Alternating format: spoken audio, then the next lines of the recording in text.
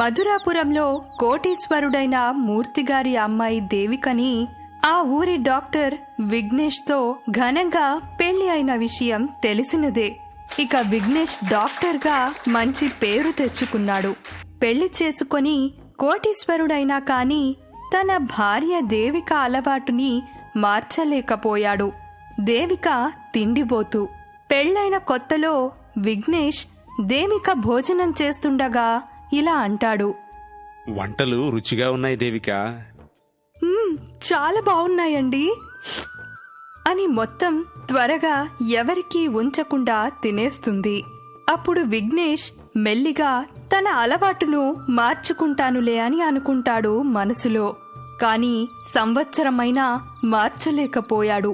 ఒకరోజు తనతో పనిచేసే డాక్టర్ రవితో మధ్యాహ్నం భోజనం చేస్తుండగా రవి ఇలా అంటాడు. ఏంట్రా అదోలా ఉన్నావు? డాక్టర్గా అందర్నీ బాగు చేస్తున్నా కానీ ఇంట్లో ఓడిపోయాన్రా. అదేంట్రా రోజూ చూస్తున్నాను మంచి పొజిషన్, పేరు, డబ్బు ఉన్నా గానీ సంతోషంగా లేవు. ఏం చెప్పను, ఇంట్లో ఓడిపోయాను. ఏం జరిగిందిరా? పెళ్ళయి రేపటికి 1 సంవత్సరం అవుతుంది. నా భార్య అలవాటుని మార్చలేకపోయాను. ఏం అలవాటురా? తాను తిండిపోతురా. 4 పూటలు తింటూనే ఉంటుంది. ధనవంతుడి కూతురు, ఏ పని రాదు. తినుకుంటూ కూర్చుంటే ఎలారా? లావవుతుంది, ఆరోగ్యం పాడవుతుంది అని భయం. ఎప్పుడు నాతో చెప్పలేదేంట్రా? ఏమైనా ఉపాయం ఉంటే చెప్పరా? వాళ్ళ అమ్మ నాన్నతో చెప్పు ఈ విషయం. లేదురా, అది నా సమస్య. వాళ్ళని ఇబ్బంది పెట్టాలని లేదు. అదేంట్రా అంత లైట్గా తీసుకుంటున్నాడు? అదేరా, నేను దేవికతో అంత తినద్దు అంటే బాధపడుతుంది. సరే అయితే నేను చెప్పినట్లుగా చెయ్యి అని అనగా విఘ్నేష్ రవి చెప్పినట్టే చేస్తాడు. వంటవాడికి డబ్బులు ఇచ్చి 10 రోజులు రవి ఇంట్లో వంట చేయమంటాడు. ఇంట్లో దేవికకి ఈ విషయం చెప్పకుండా ఊరికి వెళ్తున్నాను అని చెప్పమంటాడు. మరునాడు పొద్దున్నే దేవిక విఘ్నేష్తో ఇలా అంటుంది. ఏవండి, నిన్న సాయంత్రం వంటవాడు 10 రోజుల పాటు రానని చెప్పాడు. మీకు తెలుసు కదా నాకు వంట రాదని. ఓ అవునా దేవిక, నువ్వెలా చేసినా నేను తింటాను. ఈ 10 రోజులు కష్టపడి నేర్చుకో, మనకే మంచిది. ఎందుకు కష్టపడాలి? ఇంకొక వంటవాడిని పెట్టుకుందాం. సరే అయితే నేను చూస్తాను. ఒకరోజు టైం ఇవ్వు, వెతకాలి కదా. ఒక్కరోజు నేను వండుకోవాలా? హాస్పిటల్కి లేట్ అవుతుంది, నేను వెళ్తున్నాను. తప్పదు, ఉంటా, బాయ్ అని పనికి వెళ్ళిపోయాడు. సాయంత్రం ఇంటికి వచ్చేసరికి దేవిక ఇంట్లో ఉండదు. ఇంతలో పనివాళ్లు ఆమె వాళ్ళ అమ్మ వాళ్ళింటికి వెళ్ళిందని చెప్తారు. విఘ్నేష్ మనసులో ఇలా అనుకుంటాడు. రవి చెప్పినట్టే జరిగింది. దేవిక వంట చేయలేక వాళ్ళ అమ్మ ఇంట్లో తినడానికి వెళ్ళిపోతుంది. అటువైపు దేవిక వాళ్ళ అమ్మ చేసిన వంటలు తింటూ ఏం పని చేయకుండా హాయిగా తినేసి పడుకుంటుంది. కొద్దిపాటి సమయం తరువాత లేచి చూస్తే రాత్రి అయింది. దేవిక కంగారు పడుతుంది. వెళ్ళి వాళ్ళమ్మ మీద కేకలు వేస్తుంది. అమ్మా, ఎందుకు నన్ను లేపలేదు? విఘ్నేష్ ఆఫీస్ నుంచి వచ్చేసి ఉంటారు. నేను వెళ్ళాలి. నేను గుడికి వెళ్ళి వచ్చేసరికి ఆలస్యమైందమ్మా.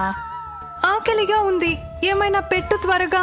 విఘ్నేష్కి కూడా రాత్రికి భోజనం కట్టివ్వు. అదేంటి దేవిక, అల్లుడు గారు భోజనానికి రావట్లేదా? ఈరోజు మీ మొదటి యానివర్సరీ కదా. అయ్యో మర్చిపోయా.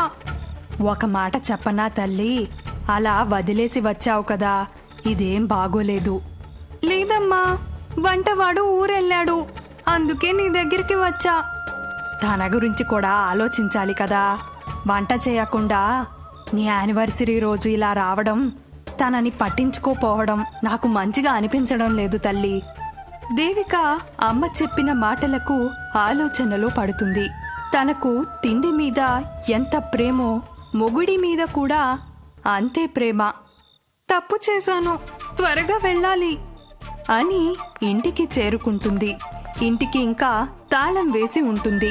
దేవిక కంగారు పడుతుంది, ఇంత ఆలస్యం ఎప్పుడూ కాలేదు అని. కంగారులో వాళ్ళ అమ్మ విఘ్నేష్కు పంపిన భోజనాన్ని తినేస్తుంది.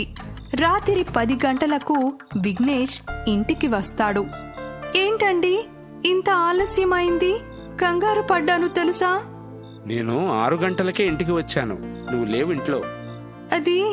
అది సారీ అండి, అమ్మ వాళ్ళ ఇంటికి వెళ్ళాను. మీరు ఒక ఫోన్ చేయాల్సింది. ఏముంది తినటానికి? అయ్యో, కంగారులో ఆకలి వేసిందండి, కంగారులో తినేశాను. ఎప్పుడు తిండి మీద ధ్యాసే. ఒక్కదానివే ఉండు, ఒక్కదానివే తిను, నేనెళ్ళి పడుకుంటాను అని కోప్పడి వెళ్ళి పడుకుంటాడు. దేవిక తన భర్తని ఇంత కోపంగా ఎప్పుడూ చూడలేదు. ఇదంతా నా వల్లే, నేనే మారుతాను అని మనసులో అనుకొని ఏడుస్తూ పడుకుంటుంది. మరునాడు పొద్దున్నే దేవిక లేవకముందే విఘ్నేష్ పనికి వెళ్ళిపోతాడు. తను ఇంటి పనులు అయిపోయాక వాళ్ళ అమ్మ ఇంటికి వెళ్ళి వాళ్ళ అమ్మని అడిగి వంట నేర్చుకొని చేసి తన ఇంటికి తీసుకొస్తుంది. దేవిక 4 పూటలా తినేది. 2 పూటలు తిని తన భర్త గురించి ఎదురు చూస్తుంది. సాయంత్రమైనా విఘ్నేష్ ఇంటికి రాడు.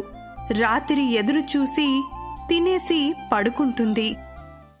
మరునాడు పొద్దున్నే తను లేచే లోపల విఘ్నేష్ పనికి వెళ్ళిపోతాడు.